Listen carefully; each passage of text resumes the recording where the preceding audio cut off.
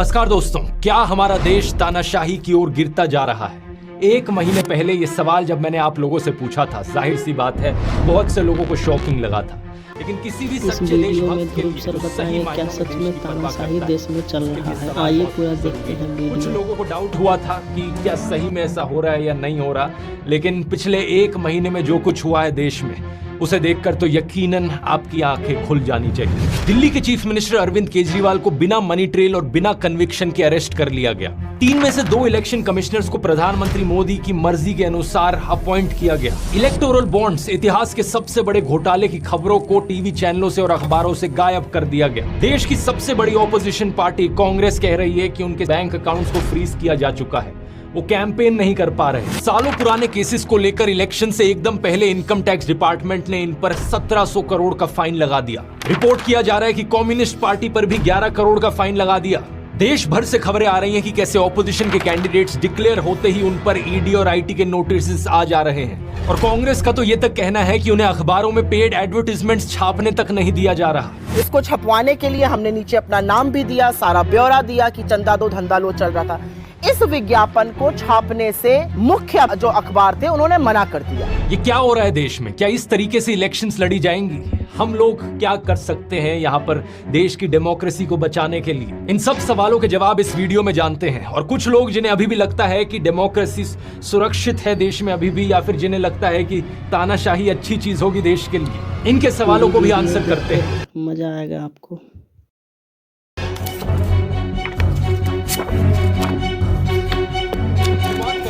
केजरीवाल के अरेस्ट। ये आजाद भारत के इतिहास में पहली बार है कि किसी सिटिंग चीफ मिनिस्टर को अरेस्ट किया गया हो, और वो भी तब जब कोर्ट में कोई गुनाह साबित तक नहीं हुआ।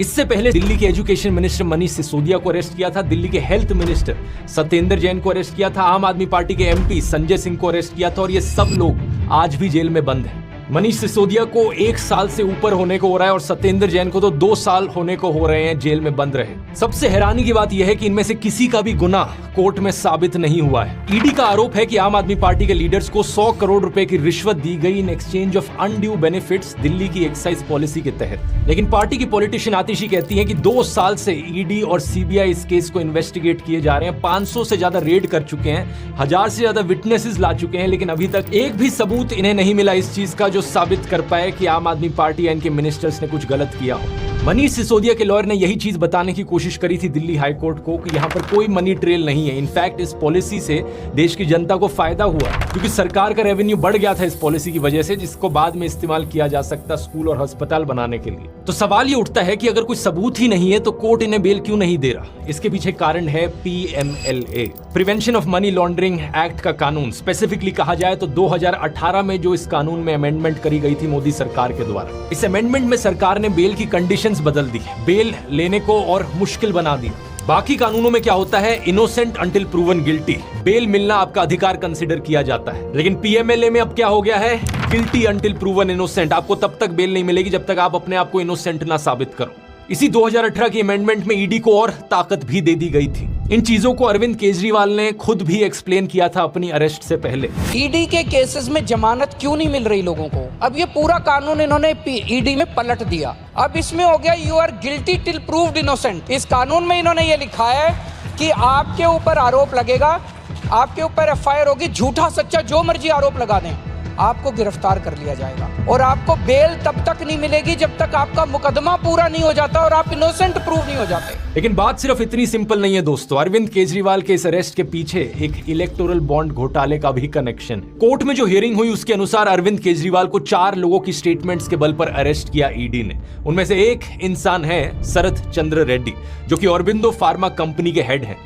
9 नवंबर 2022 की बात है कि ईडी ने रेड्डी को बुलाया था पूछताछ के लिए इस एलिजिड लिकर स्कैम के केस में। उन्होंने जो स्टेटमेंट दी उस दिन वो केजरीवाल के फेवर में थी, लेकिन अगले ही दिन 10 नवंबर 2022 को ईडी इन्हें अरेस्ट कर लेती है। इनके अरेस्ट होने के सिर्फ 5 दिन बाद इनकी कंपनी ऑरबिंदो फार्मा ने 5 करोड़ रुपए का चंदा डोनेट किया बीजेपी को इलेक्टोरल बॉन्ड्स के जरिए। ये चीज हम जानते हैं इलेक्टोरल बॉन्ड डेटा को देखकर। आप क्रोनोलॉजी समझ लीजिए। ये करीब 6 महीने तक जेल में रहते हैं। अरविंद केजरीवाल ने कोर्ट में कहा कि इन्होंने 9 अलग अलग स्टेटमेंट्स दी इस 6 महीने के पीरियड में, जो कि सारी स्टेटमेंट्स केजरीवाल के फेवर में थी। उसकी अरेस्ट हुई उसके बाद उसके 9 स्टेटमेंट्स होते हैं, मैं 9 स्टेटमेंट्स वो मेरे खिलाफ नहीं बोलता। उसके बाद 6 महीने उसको अरेस्ट करने के बाद 25 अप्रैल को वो टूट जाता है। लेकिन 25 अप्रैल 2023 को 6 महीने जेल में रहने के बाद अगली स्टेटमेंट जो देते हैं वो केजरीवाल के खिलाफ होती है। अगले ही महीने मई 2023 को ईडी इन्हें बेल दे देती है और जून 2023 में ये ईडी के अप्रूवर बन जाते हैं इस केस में। और बेल मिलने के करीब 6 महीने बाद इनकी कंपनी 25 करोड़ रुपए की और डोनेशन करती है बीजेपी को। अब देख रहे हो दोस्तों किस लेवल का खेल खेला जा रहा है। इलेक्टोरल बॉन्ड्स का डेटा हमें बताता है कि टोटल में इनकी कंपनी ने 52 करोड़ रुपीस की बॉन्ड्स खरीदी थी, जिनमें से 2/3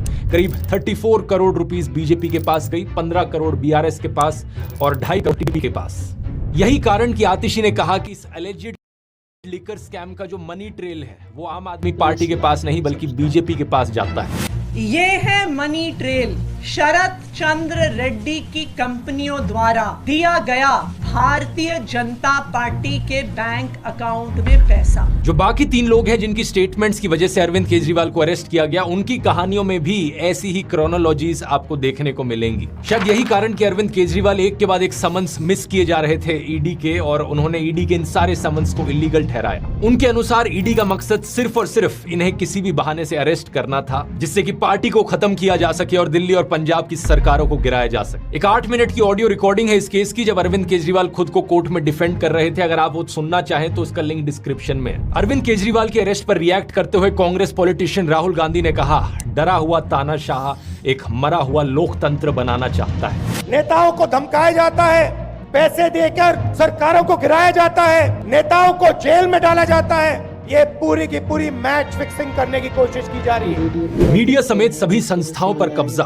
पार्टियों को तोड़ना, कंपनियों से हफ्ता वसूली, मुख्य विपक्षी दल का अकाउंट फ्रीज करना और अब तो चुने हुए मुख्यमंत्रियों की गिरफ्तारी भी आम बात हो गई है। कांग्रेस पार्टी को यहां अलग तरीकों से खत्म करने की कोशिश करी जा रही है और ये कोशिश भी कई महीनों से जारी है। पिछले साल अगस्त के महीने में राहुल गांधी पर एक बहुत ही अजीबोगरीब डिफेमेशन केस किया गया, जिसके जरिए उन्हें डिस्क्वालीफाई करने की कोशिश करी गई थी। इस केस की मैंने डिटेल वीडियो में बात करी थी, जिसमें सूरत के कोर्ट ने 2 साल की सजा सुनाई राहुल गांधी को। वो तो सुप्रीम कोर्ट ने इसे होने से रोक दिया, नहीं तो आज के दिन देश की 2 सबसे बड़ी ऑपोजिशन पार्टीज के टॉप लीडर्स जेल में होते हैं। लेकिन अब क्या किया जा रहा है? कांग्रेस का दावा है कि उनके बैंक अकाउंट्स को फ्रीज कर दिया गया है। इसके पीछे क्या कारण दिया जा रहा है? इनकम टैक्स डिपार्टमेंट का कहना है कि कांग्रेस ने अपने रिटर्न्स फाइल नहीं किए थे डेडलाइन के टाइम पर। इसके अलावा एक 31 साल पुराना केस कांग्रेस का खोला जा रहा है। 1993-1994 का इनकम टैक्स डिपार्टमेंट का कहना है कि वहां पर कुछ हुआ था उस समय पर, अब हम उसका पीनल चार्जेस मांगते हैं। और 29 मार्च को आईटी डिपार्टमेंट ने 1700 करोड़ का नोटिस दिया कांग्रेस पार्टी को। और सेम दिन रिपोर्ट में आया कि कम्युनिस्ट पार्टी पर भी 11 करोड़ रुपए की पेनल्टी लगा दी आईटी डिपार्टमेंट ने। किस कारण से? क्योंकि उन्होंने पुराना पैन कार्ड यूज किया था। हर एक ऑपोजिशन पार्टी को इसी तरीके से टारगेट किया जा रहा है। इस ट्वीट को देखिए। टीएमसी पार्टी के कैंडिडेट साकेत गोखले ने लिखा कि पिछले 72 घंटे में इन्हें 11 अलग अलग इनकम टैक्स के नोटिस आ गए। कुछ तो 7-7 साल पहले के नोटिस हैं। क्या ऐसे होंगी देश में फ्री और फेयर इलेक्शंस? हालातों को देखकर इस फिल्म की याद आती है। द डिक्टेटर नाम की एक कॉमेडी फिल्म, जो कि एक सैटारिकल कहानी सुनाती है एक फिक्शनल डिक्टेटर की। रेस जीतने के लिए डिक्टेटर किसी भी हद तक जाने को तैयार है। आज जो भी ये सब हो रहा है देश में, इसकी खबर दुनिया भर में पहुंच रही है दोस्तों। पहले जर्मनी की तरफ से स्टेटमेंट आई, फिर अमेरिका ने स्टेटमेंट दी और अब तो यूनाइटेड नेशंस भी कहने लग रहा है। वो उम्मीद करते हैं कि इंडिया में लोग फ्री और फेयर तरीके से वोट कर पाएंगे, सबके राइट्स को प्रोटेक्ट किया जाएगा। सरकार के इन कारनामों की वजह से दुनिया भर में भारत की रेपुटेशन नीचे गिर रही है। कुछ बीजेपी के पॉलिटिशियंस तो अब ओपनली कह रहे हैं हम 400 से ज्यादा सीट लाना चाहते हैं ताकि हम देश का कॉन्स्टिट्यूशन बदल सके। इस खबर को देखो। 27 मार्च को शिवसेना ने अपने पॉलिटिशियन अमोल कीर्तिकर को कैंडिडेट घोषित किया। ये हुआ सुबह के 9 बजे और सिर्फ 1 घंटे बाद 10 बजे इन्हें ईडी का नोटिस आ गया। अमोल कीर्तिकर जी जैसे उनका नाम घोषित हुआ, उनको ईडी का समन्स आया। ये दबाव तंत्र है, ये डराने की कोशिश है।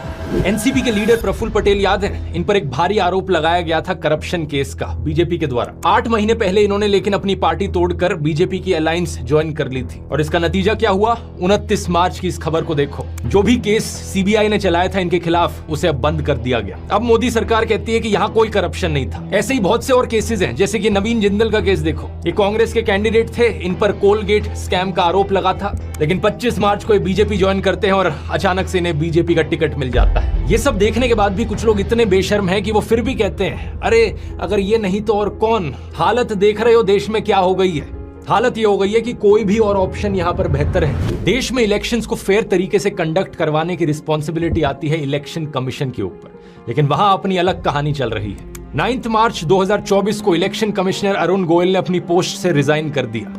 Chief election commissioner Rajiv Kumar का कहना था कि उन्होंने ये इस्तीफा दिया क्योंकि हेल्थ कंसर्न्स थे उनको, लेकिन द हिंदू अखबार के अनुसार उनके पास के जो लोग थे उनका कहना है कि एक्चुअली में अरुण गोयल की जो हेल्थ थी वो परफेक्ट थी। कारण इसके पीछे ये बताया जा रहा है कि chief election commissioner Rajiv Kumar और इलेक्शन कमिश्नर अरुण गोयल के बीच में असहमतियां थी। अब इसके अलावा एक और इलेक्शन कमिश्नर की पोस्ट खाली पड़ी थी। देश में 3 इलेक्शन कमिश्नर्स होते हैं। इनके रेजिग्नेशन के बाद 2 पोस्ट खाली हो गई। 2 नए इलेक्शन कमिश्नर्स को कैसे अपॉइंट किया जाए और कौन अपॉइंट करेगा, मैंने पिछले वीडियो में आपको बताया था कि मार्च 2023 में 5 जज कॉन्स्टिट्यूशन बेंच था सुप्रीम कोर्ट का, जिन्होंने ऑर्डर किया कि इलेक्शन कमिश्नर्स की अपॉइंटमेंट होनी चाहिए 3 लोगों की कमेटी के द्वारा, prime minister, leader of opposition और चीफ जस्टिस ऑफ इंडिया। लेकिन मोदी सरकार करीब 3.5 महीने पहले एक नया कानून लाई यहाँ पर और कहा कि नहीं, इलेक्शन कमिश्नर्स की अपॉइंटमेंट में चीफ जस्टिस नहीं होंगे, हमारी ही सरकार का यूनियन मिनिस्टर होगा और प्राइम मिनिस्टर होंगे और एक लीडर ऑफ ऑपोजिशन सही। इसके अनुसार 2 नए इलेक्शन कमिश्नर्स अपॉइंट किए जाते हैं। 3 लोगों की जो कमेटी बनाई गई उसमें थे प्रधानमंत्री मोदी, दूसरे थे होम मिनिस्टर अमित शाह और तीसरे थे एक ऑपोजिशन पॉलिटिशियन अधीर रंजन चौधरी। लेकिन इस अपॉइंटमेंट के वक्त भी प्रॉपर प्रोसीजर नहीं फॉलो किया गया। अधीर रंजन चौधरी ने कहा कि एक रात पहले उन्हें 212 नामों की लिस्ट दी गई और मीटिंग से एकदम पहले उन्हें 6 नामों की शॉर्टलिस्ट दी गई और उन्हें समय ही नहीं दिया गया जज करने के लिए कि किसे अपॉइंट करना चाहिए, उनका बैकग्राउंड क्या है, लोगों का उनका एक्सपीरियंस कितना है, उनकी इंटीग्रिटी कितनी है। प्रधानमंत्री मोदी और अमित शाह ने अपनी मर्जी से इन 2 इलेक्शन कमिश्नर्स को अपॉइंट कर दिया। सुप्रीम कोर्ट ने अपनी तरफ से कंसर्न जरूर एक्सप्रेस किया कि यह गलत है कि इस तरीके से सही डिटेल्स नहीं दिखाई गई, लेकिन उसके अलावा कोर्ट ने कोई एक्शन नहीं लिया। कोर्ट ने कहा कि बहुत केओस हो जाएगा अगर हम 2 अपॉइंटमेंट्स को रोक दे तो कौन थे ये 2 नए इलेक्शन कमिश्नर्स जिन्हें अपॉइंट किया गया? पहले थे ज्ञानेश कुमार, एक रिटायर्ड आईएएस ऑफिसर जो कि एक्चुअली में 2016 से 21 के बीच में होम मिनिस्ट्री के अंदर काम करते थे अंडर अमित शाह। दूसरे हैं सुखबीर संधू जो कि रिटायर्ड आईएएस ऑफिसर है और 2014 से लेकर 2023 के बीच में इन्होंने पहले ministry of human resource development में काम किया, चेयरपर्सन ऑफ NHAI रहे और चीफ सेक्रेटरी रहे उत्तराखंड के। क्या इन इलेक्शन कमिश्नर से एक्सपेक्ट किया जा सकता है कि ये फेयर तरीके से लोकसभा की इलेक्शंस कंडक्ट करवाएंगे? ये टाइम ही बताएगा। अब हमारे देश में अगर कोई इंस्टीट्यूशन सही तरीके से काम नहीं कर रहा है तो जिम्मेदारी जुडिशरी पर आती है, लेकिन देश के कोर्ट्स में भी जो कहानी चल रही है वो भी ज्यादा अलग नहीं है। 8 मार्च को एक बहुत ही शॉकिंग केस देखने को मिला। कैलकाटा हाई कोर्ट के जज अभिजीत गांगोपाध्याय ने अपनी पोजीशन से रिजाइन कर दिया और कुछ ही दिनों बाद फॉर्मली भारतीय जनता पार्टी को ज्वाइन कर लिया। इन्होंने खुद एडमिट किया कि रेजिग्नेशन से पहले ही इन्होंने बीजेपी को अप्रोच किया था और एक रीसेंट इंटरव्यू में इन्होंने बताया कि इन्हें बड़ी मुश्किल होती है गांधी और गोडसे के बीच चुनने में। ऐसे जजेस अगर पॉलिटिकल पार्टीज के कांटेक्ट में रहेंगे तो क्या हमारी जुडिशरी को आजाद कहा भी जा सकता है?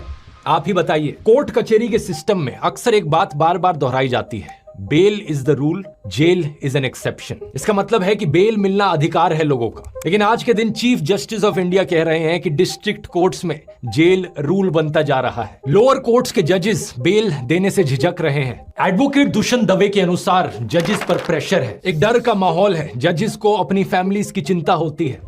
अब कुछ लोग कहेंगे कि अगर देश में हालत सही में इतनी बुरी है तो मैं ये वीडियो कैसे बना पा रहा? अगर देश सही में डिक्टेटरशिप की ओर गिरता जा रहा है तो मेरा मुंह बंद कैसे नहीं कराया गया अभी तक? अगर लोकतंत्र खत्म हो जाए तो ऐसी चीज चल ही नहीं सकती है यहाँ पे। द प्रिंट के शेखर गुप्ता ने भी यही आर्ग्यूमेंट उठाया था मेरे पिछले वीडियो के बाद। इन सब लोगों के लिए मेरा एक सवाल है, स्क्रीन पर इस वीडियो को देखो और मुझे बताओ कि ये गाड़ी टूटी हुई है या सही सलामत है। अब कोई भी नॉर्मल इंसान कहेगा ऑब्वियसली भाई टूटी हुई गाड़ी है, लेकिन शेखर गुप्ता का लॉजिक अगर यहाँ इस्तेमाल किया जाए तो वो कहेंगे देखो गाड़ी में ड्राइवर बैठा है, गाड़ी चल रही है, इसका मतलब गाड़ी सही सलामत है। कोई सेंस है इस बात का? मेरा मुंह बंद नहीं हुआ अभी तक, इसकी खुशी मना रहे हो, और उनका क्या जिनका मुंह बंद ऑलरेडी कराया जा चुका है? इस न्यूज हेडलाइन को देखिए, 6 लोगों को अरेस्ट किया गया और 100 से ज्यादा FIRs कराई गई सिर्फ इसलिए क्योंकि लोग पोस्टर चिपका रहे थे मोदी हटाओ देश बचाओ के। लेट पवन जायसवाल पर 4 सेक्शंस के अंडर केसेस फाइल किए गए सिर्फ इसलिए क्योंकि उन्होंने ये रिपोर्ट किया इस स्कूल में मिड डे मील के तौर पर बच्चों को नमक के साथ रोटियां खिलाई जा रही हैं। ये एक बहुत बड़ी लॉजिकल फैलेसी है जिसे फॉल्स डिलेमा कहा जाता है। चीजों को जबरदस्ती ब्लैक एंड व्हाइट बना देना कि या तो देश एक डेमोक्रेसी है या फिर एक डिक्टेटरशिप है, बीच में कुछ हो ही नहीं सकता। मैंने कभी नहीं कहा था कि देश ऑलरेडी 100% डिक्टेटरशिप बन गया। मैंने कहा था देश डिक्टेटरशिप की ओर गिर रहा है और अभी भी यही कह रहा हूं। ये डेमोक्रेसी और डिक्टेटरशिप ये एक स्पेक्ट्रम है, एक स्केल है बहुत बड़ा। अलग अलग तरीके हैं जो डेमोक्रेसी मेजर करने के, वो भी 0 to 10 के बीच में नंबर देते हैं। अलग अलग टर्म्स का इस्तेमाल किया जाता है। अगर बहुत अच्छी चल रही है देश में डेमोक्रेसी तो फुली फंक्शनल लिबरल डेमोक्रेसी, उसके बाद है वर्किंग डेमोक्रेसी, खराब है डेमोक्रेसी तो फ्लॉड डेमोक्रेसी, उसके बाद डेफिशिएंट डेमोक्रेसी, उसके बाद इलेक्टोरल ऑटोक्रेसी, फिर हाइब्रिड रजीम और आखिर में अथॉरिटेरियन रजीम जो एक्चुअल डिक्टेटरशिप। लोगों को अपनी गाड़ी की इतनी चिंता होती है कि एक छोटा सा स्क्रैच या डेंट भी लग। अगर आपको वीडियो थोड़ी भी इंफॉर्मेटिव लगे तो लाइक एंड सब्सक्राइब करें।